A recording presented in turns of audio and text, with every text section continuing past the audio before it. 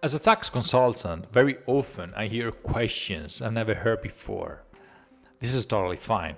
We know that taxes are a matter of details, and there are infinity case studies out there. At the very first stage of almost every first call with a prospect, we're asked to work on a good tax strategy. And the question is legitimate. It's a very smart approach.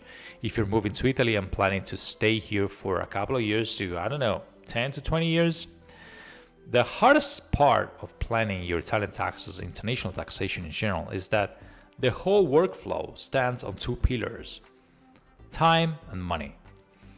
Your timing is when you're moving to Italy, in the first and the second half of the year. How long you're committed to stay, more or less than 2 years, for example.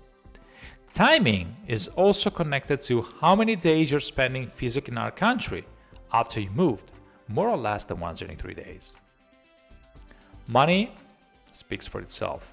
You can be an employee or a freelancer. Either way, you have the chance to make more money and earn more. As a business owner, you have to deal with uncertainty of the market.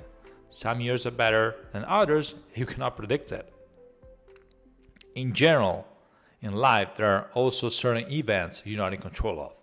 They may turn your strategy upside down with no notice. So, this is the reason why we suggest to work on several scenarios, helping you to understand what happens if you change direction in the future. If you know the impact of an alternative fiscal regime, the requirements to obtain certain tax benefits, what you're not allowed to do when you move to Italy, you can anticipate problems and avoid last-minute panic. It's possible to work on a tax estimate prior your big move. Actually, there are alternatives for expats moving to Italy.